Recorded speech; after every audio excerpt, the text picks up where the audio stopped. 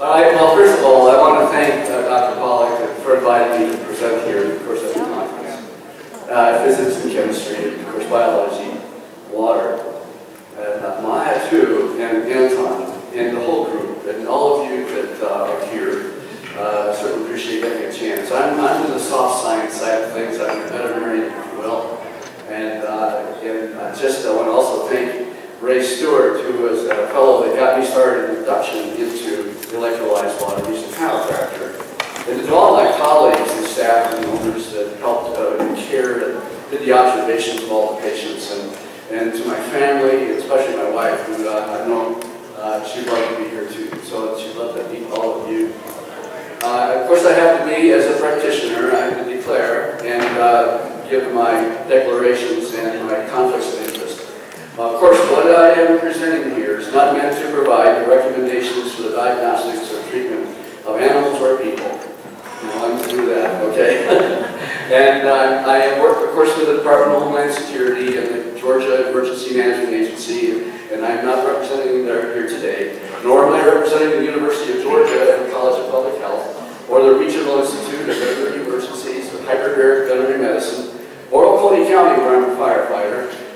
And I am a distributor for electrolyzers. The other type, one type is Ionizer by an adjunct. And then, of course, I'm a possible needer person of reasons that I need water, as we all do, with that great cumulus cloud there that weighs so much amount. I was a working cowboy, so I had a horse that needed water. And I really cried for water. There's a song about that, you know.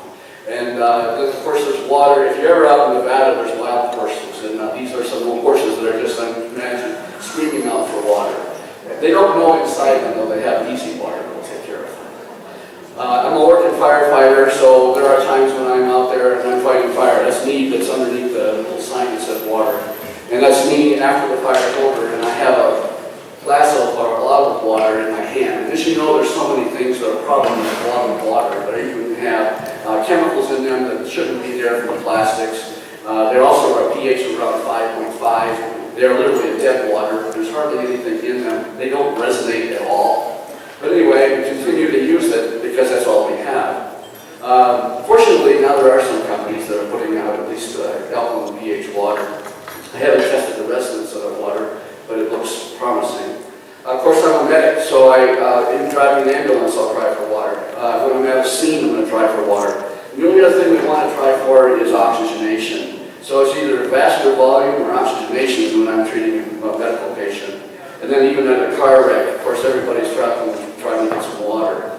So, I just have to say this, though. I know we've heard a lot of very good, brilliant things about the science of chemistries and so things. But just to say, isn't this all too awesome to be by chance? To be just evolved? Isn't there a God that's an amazing engineer? You think about it? That cumulus cloud we're talking about weighs 1 billion kilograms. How does that happen? Or if you took the water, which is on the surface of the earth, 71% Earth's surface of water, 69% of it is all fresh waters and ice, and melting the ice all over the globe would essentially cover the entire globe 2.7 kilometers higher than the surface is now. And in Genesis, of course, we go back to that book, which is Genesis 1:3, let there be light. And I asked the Hebrew fellow that he'd asked his rabbi what the word light means, and it means all the electromagnetic spectrum. It's not just visible light. And of course, the waters on the earth were there first, of course, in the sky, and the earth and the plants. And then, of course, animals. And that was the 5th and 6th day. And God, of course, had to rest on the 7th day after He made us. I can see why. All right, so then we go to this. I'm a veterinary surgeon by training, and I always say, what can I do to improve outcome? And I came across that in post-operative recovery, that hydration is one of the most important things that are important. And there's been some physicians that Medicaid guy said this in the body price for water in '92, and saying how Wayne said reversing aging in his book, and alkaline water has been coming out and further out, and of course it's a scavenger, and it's a scavenger of reactive oxidant species, which we're all making. So, there's a guy recently said hydration and disease in American College of Nutrition, that dehydration is linked to so many vascular diseases, arthrosclerosis, hypertension, myocardial infarction, renal cystic fibrosis, stroke, hydration, and of course these can be reversible changes if we all stay hydrated with appropriate water. The objectives of this presentation then are to look at electrolyzed, ionized water as a process, to look at the ionizer itself that I've been using, just real briefly. It's an overview of electrolyzed water characteristics, some of those that have been worked in the past and published. Some of the researchers in this audience are here, and they've actually helped me a lot already, and that's a blessing. The veterinary medical observations that I did were in 6 veterinary hospitals, and they were involving 2 kinds of water that became electrolyzed. Either acid water, which is a low pH, and we use that topically for wounds, and we also use it in the area of sterilization, in disinfection. And we also use alkaline water as a high pH, and it's water for ingestion, and we also use the very high pH for topical use. Well, that's what is the definition of electrolysis in water. It's a process in which electrical current passes through the water. Single negatively charged free electrons then are added to the water at a positive cathode, and it's reduction, and it's a side of the semi-permeable membranes. While the free electrons then are removed from the water at the negative anode. I'm sure we've all seen that in high school as well as many of you as researchers. I very feel honored here that I'm even talking a little bit about chemistry, and I know hardly anything like you guys do. Here's just a summary then of water electrolysis in a chemical equation format. As you notice that hydrogen is produced as a gas, and there's free hydrogen. And that gas is actually small little tiny bubbles that are throughout the water, and you can literally see this as you generate the water. And it's a very low oxidative reduction potential. It's over a -500 is the average. Now we were measuring that with a oxidative reduction potential monitor, and so that machine was letting us do that. And then, of course, on the anode side, we have the high oxygen gas is produced, and we see, of course, it's an acid, and of course, it is taking away those electrons. And so the electrons are donated into the water at the cathode side, and of course, they're removed on the anode side.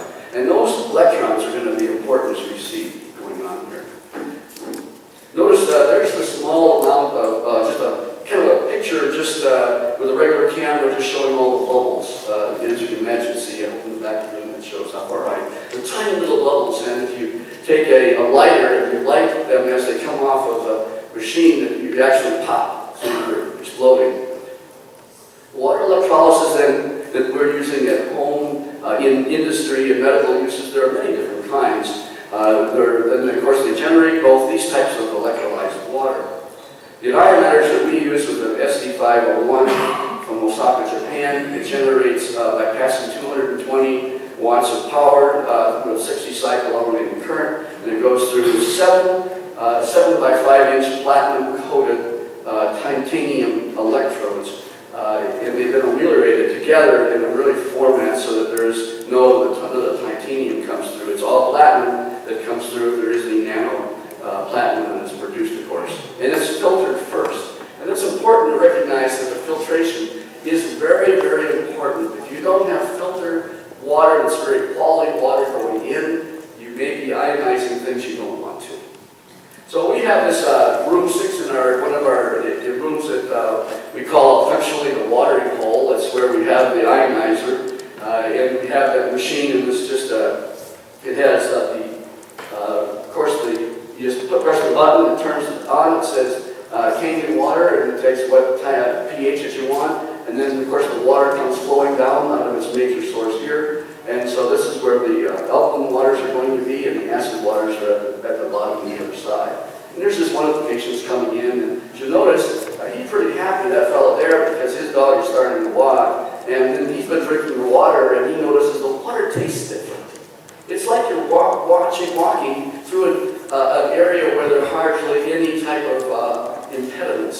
So the water seems to not be impeded going into your circulation. It's like, did I really drink that water? It's like it's fairly light water, it's called. So let's just look at this water, electrolyzed, reduced water, and oxidized water compared to tap water. So as tap water, as you can imagine, there's tap water. It has a pH of 5.5, and if you look at reverse osmosis water, it's not any better than as far as the pH. And that again means it's going to take and rob basically electrons, because it's going to be an acid material going into your body. And we know we don't want to do that. Of course, my pets certainly didn't want to do that, but they had no choice. One thing about using all this in the pet animals and farm animals and horses and so, there are no placebo effects. So this is really important as we notice what we're going to see here. And of course, we do get some dysresonance, if you will, at 128. This water dysresonates. It doesn't resonate at all. Whereas this water resonates very solidly. And of course, at 42 hertz, it changes its frequency. The frequency is changed by putting it into the water. On the oxygen side, on tap water, we see it dissolved at about 10 parts per million. And if it's electrolyzed, it's at 228 parts. And therefore, it's very low in oxygen compared to regular water. And certainly on the other side, on the oxidized side, it's tremendously involved with a lot of oxygen as well to dissolve. And dissolved hydrogen is about 2.3 parts per billion, whereas here, look at the difference, and this is 690 parts per billion. And over here on the oxidized side, this is still, if we use the higher pH, 11.5, we'll get up to roughly 1,600 parts per billion of dissolved oxygen, of hydrogen. And then the ORP is a minus, in this state, it's electrolyzed, it's reduced, is a minus, up to minus 850 we've measured, as well as, and the tap water is a positive 650. So it is definitely very acidotic. It's very acidotic, it's also very oxidizing. All right, and then of course, when we look at the cluster size, this is something that is very hard, I guess, to measure, but this is what I've seen written in the textbooks and so forth, so I'm just going with that. That's not something we've measured. Chlorine, of course, and fluoride are a lot in tap water these days. And if you know that if you take chlorine and you just add a little bit of protein to it, like in the mucous membranes of your mouth, it turns to trichloromethane. Right? It doesn't even sound good. All right? What it actually produces is chloroform. And then it's cancer causing. So we do, as I bring to this audience, it's probably a good thing for us to look at, besides putting chlorine in tap water. And there's no chlorine in the electrolyzed water because it's taken out with the filters. There's still some fluoride in the filters that we're using. And the inorganic, it's the same thing with the oxidized side of the electrolyzed water. And if there's inorganic and organic, certainly compounds, and these are in tap water. This includes, as we probably saw in the film, we know that there's a lot of things going on in that tap water that we don't like much to think about, like chemotherapy drugs that are in there. And there's certainly calcium and magnesium, and that's what actually powers into the electrolyzer. As you know, you can't electrolyze water unless there are materials in there in ionized form. To ionize it should essentially like calcium and magnesium. And of course, we use these are different amounts of the different sizes or pHs that we can get with consumption of about 20 mils per kilo per day. In time plus 70, you get the amount of that the animal needs to drink. And then they drink the water, and probably because of due to nanoparticle platinum, there is some stability within the system as well. And I just bring out one of my friends who I've got to know here, Dr. Shirahata, who's done the work and has published a great deal in electrolyzed water, and I honor him very much. I'm glad he shared me some of his work.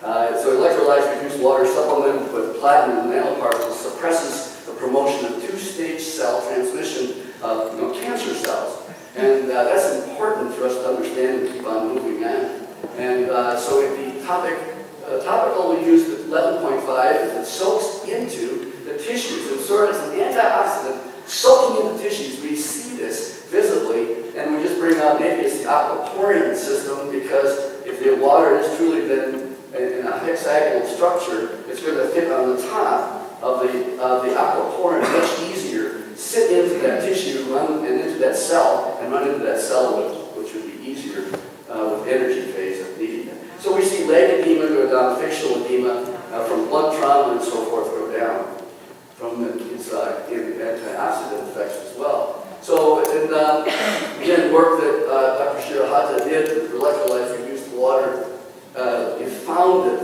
it's the hydrogen scavenged the reactive oxygen species along with small amounts of platinum nanoparticles. And of course, this really helped potentially new oxidized antioxidant effects against carcinogenesis. So everything that I was reading as a veterinarian, I was saying, this is exciting me a whole lot. And I completely established the amount of xanthine to hypoxanthine oxidase system with SOD-like activity. If we can generate SOD-like activity, you've got me. I want to keep on getting that. So, and my animal patients will want the same. And we'll just keep on going because of the time. I'm just going to say there's so much been written about it, but it's looking at using the water has been also shown to be safe. There's a structure, one study done that showed that drinking 1/3 of an ounce of alkaline water that should be I got that wrong. It's drinking that amount is certainly real easy to have, but there's more than that. Our animals are drinking up to 12 to 15 gallons. In one cow study, I'll just mention that, we don't have time to go through all the studies, but one cattle study in Japan, there were 23 dairy industries. The dairy farms mentioned, first of all, that the cattle seemed to be more healthy, they were more gentle, they had higher milk production, an average of 20 to 30%. That is a lot when going from tap water to alkaline water. And also their bone structure was better, again, probably, and they stopped using even some of the mineral blocks that are used to provide the minerals for them because then their bone density structure was improved. And there were less mastitis, less infection rates, and so forth. Well, looking then at pet animals a little bit too, as well, the pet and the human are same in a lot of ways. Certainly the mitochondria, they don't do well without enough oxygen, and so we always have oxygen radical species that are produced. Just imagine though, there's 10 trillion cells, 1 trillion cells per kilogram of body weight per animal, and they're metabolically more active than we are in terms of pets. And there's 1 million molecular changes that occur in that cell every second. You hear that? Every cell, 1 million molecular changes. And if you've got 1 trillion cells and you're only a 1 kilogram dog, that's a lot. And the oxygen, of course, is the driving as well as the water. The water and oxygen are driving it, and the lack of water and lack of oxygen we know that are important to provide acidosis and inflammation and cancer. Dehydration is probably one of the most important things I see as a veterinarian, and I wanted to help kind of prove that by just having the animals start to drink the water. When we place the water even down on the ground, we have 2 bowls of water. One bowl has got tap water in it, and the other is the electrolyzed reduced water. The dog or the cat, cats are a little bit kind of, they're almost like a queen. They think they're something. So if they look at something and say, just put something new down, and they get a chance to even feel the vibration I feel, they go to that water and only drink that water. The same thing with the dog. You won't drink regular tap water. In fact, they'll stop and wait for you to come home with the electrolyzed water if that's what you have. And even to the point of maybe they're getting dehydrated, so that we don't want to leave them alone without that water. So the pet has a metabolism about 7 to 10 times faster. They're sentinels for human disease. They are our sentinel. And if we see our animals that have, imagine that, 6 times more mammary cancer in dogs than there are in female women, 6 times more. There's something wrong with our environment, of course. And if we can just change that by looking translationally at medicine, working with research in animals that will help us, because it's spontaneous diseases. And I'm trying to wake up our physician colleagues to be able to help do that. And it's hard, by the way, when they look at something like that. So again, 6 times more in many different kinds of cancers, not just mammary cancer.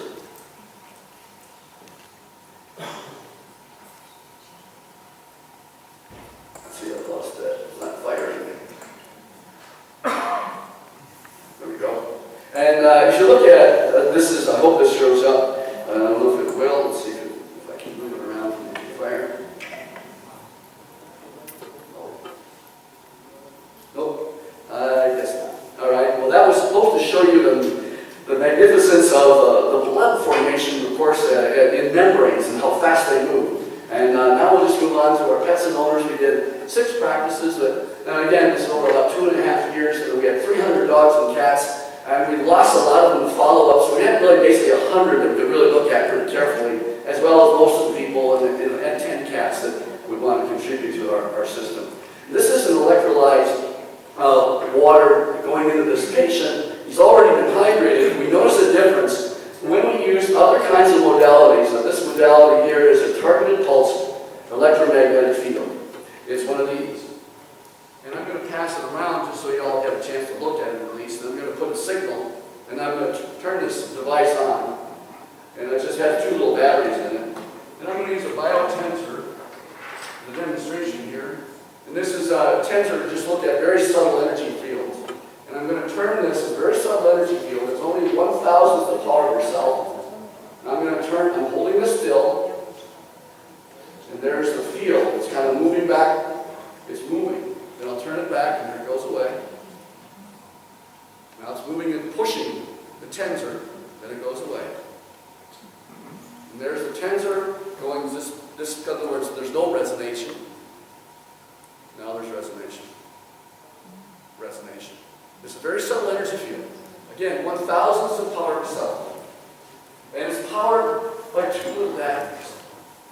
And it has been FDA approved for Medicare and Medicaid in the United States pay for it, for pain and swelling anywhere in the body. As a medic, I've had it on patients with heart pain. And they turned out to be myocardial infarction patients. The research shows that myocardial infarctions were much less if we get one of these devices on, and this is in laboratories, animals, but now it's just starting to see it in humans. We're using it, of course, post-operatively in people, as well as our animals. And here I have a little dog who's, she's really cute, isn't she? And imagine the dynamics, let's say called quantum, between these 2 interchanging with each other. They're like one. And we see that in veterinary practices all the time. How many in this room have animals? Pets of any kind? It's just amazing how they can thank you. You can see, and I imagine you can talk about how they make you feel. It's unconditional love that they give you to you as well. And so here's this dog who's getting, she had a knee problem, and she's getting a targeted pulse electromagnetic field. And when we notice when we resonate her that if she is hydrated, she's going to take the signal in much better than otherwise she would. And how do we tell dehydration? You know, you just can't tell them just by one of the saddest things in medicine happened when there was some research or somebody said, it's only when you're thirsty that you need to drink. And that's one of the most important things that is not correct. And we find this in animals is that we think they're maintaining most dehydrated if they are on tap water because of the chlorine. We think they can smell it. Okay. So at the Institute of Emergencies and Referrals, we care for a lot of sick animals, and we of course are utilizing some of the data that utilizing even oxidized water to help kill, of course, organisms.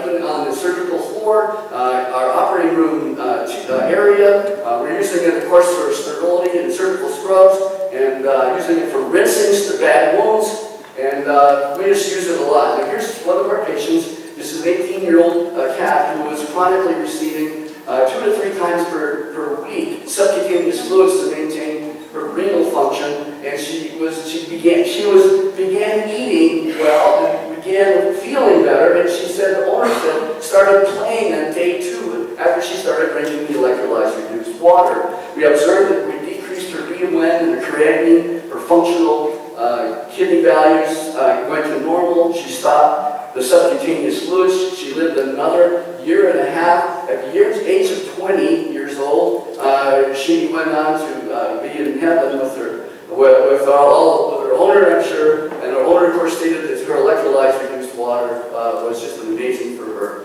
and our milk for him. And then we see all the chronic diseases, chronic liver disease, mammary gland, prostate, degenerative joint, asthma. These are conditions, we've clinically proven that the electrolyzed water reduces their incidence of their asthma attacks, helps in heart disease, essentially you can imagine with blood flow being better. Autoimmune phenomena with hemolytic anemia is a very inflammatory crisis, thrombocytopenia, degenerative disc disease. And this here is, we use it hit by cars, snake bites, bite wounds, burn wounds, we use it in joint surgery, post-operatively. Every patient that I would try to get the owners to agree that starting on electrolyzed reduced water we do. And then, of course, right after surgery we started. So here's Samson, he's 11 years old. He started limping in April 2012. By the time he was August 2012, we had a very happy owner because she'd been using the water for several months now, and she noticed a significant difference in this dog's happiness. This is a happy dog. Can you see that? Maybe you can. But, most dogs, they can be glum, especially if they have a carcinoma, a bone tumor that's very painful. And the main pain relief he was getting was with the electrolyzed reduced water. And of course, any of the compounds he was getting will also help be driven to that area where his pain is. So the average dog lives for 6 months with osteosarcoma with his leg removed. This dog had his leg still ongoing, and you can imagine, you see, from April of one year to July the next year, and then he's finally euthanized because it got large enough. It slowly grew, much slower than it would otherwise. And here's Samson. He's a 5-year-old obese little corgi, and he has he became paralyzed. He has a ruptured disc right here, and he has a CT image. It shows the disc is pushed up. Here's his cord up here. This is his disc pushed here, and so we did a hemilaminectomy. This is a model to show you what kind of surgery that is. And this is him post-operatively. This is here. He noticed, and then here he's going into the back home, and here's several gallons of electrolyzed reduced water. We tell them not to because of the perturbation that can occur with the tickling of the water. You can see the oxidative reduction potential with the ORP meter drop significantly. So we say drive slowly and get the stuff into the refrigerator as soon as you get home.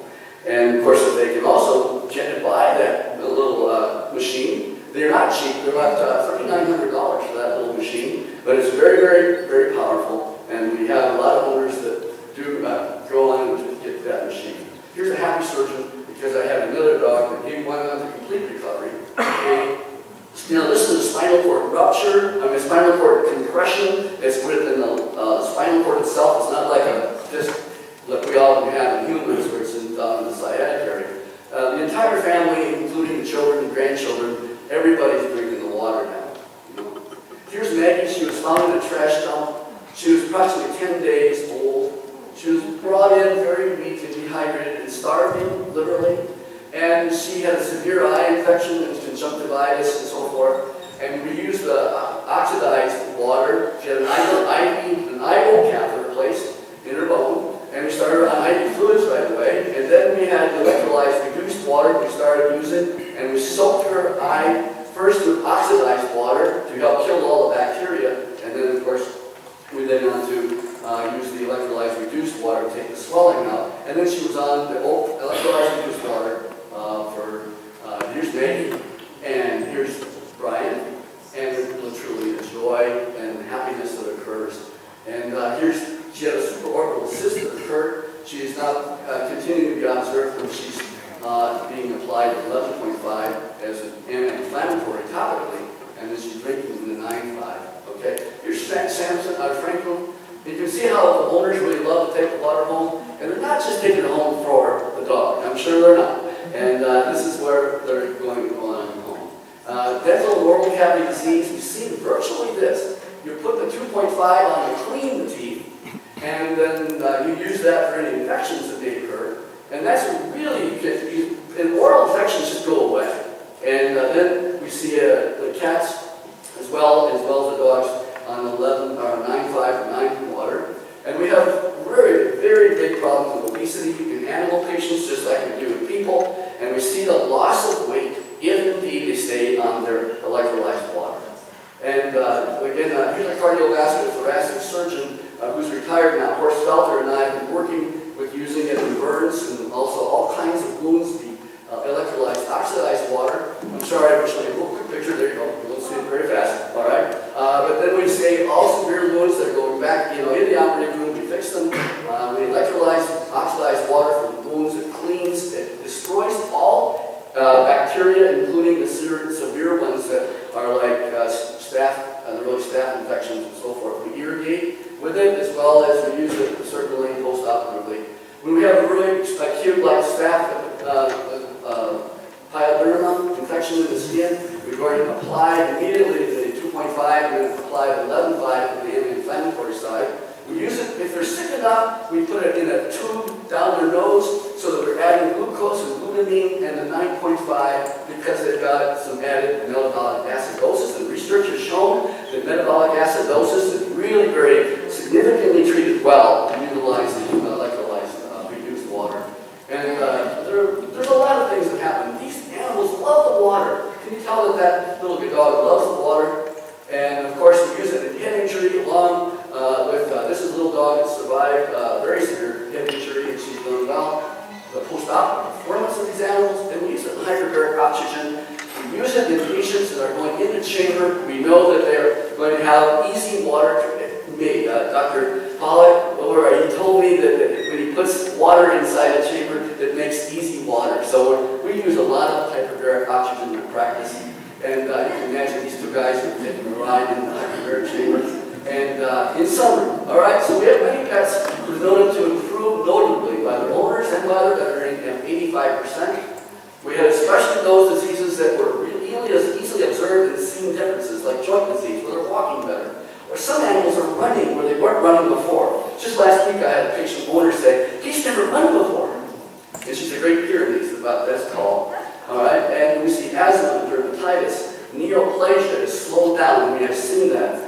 We see effective resuscitation because they have free electrons now that are going into tissues to donate the hydrogen and donate those electrons into tissues to be a powerful antioxidant. And because pets have a faster metabolic life, I think they should be again continue to be used as a sentinel to see how these can be helped. And our translational and our physicians should start utilizing this technology as well. And these are my two grandsons. Both of them want to be firemen at this point. Right? And I really have, thank you so much for having a chance to talk to you.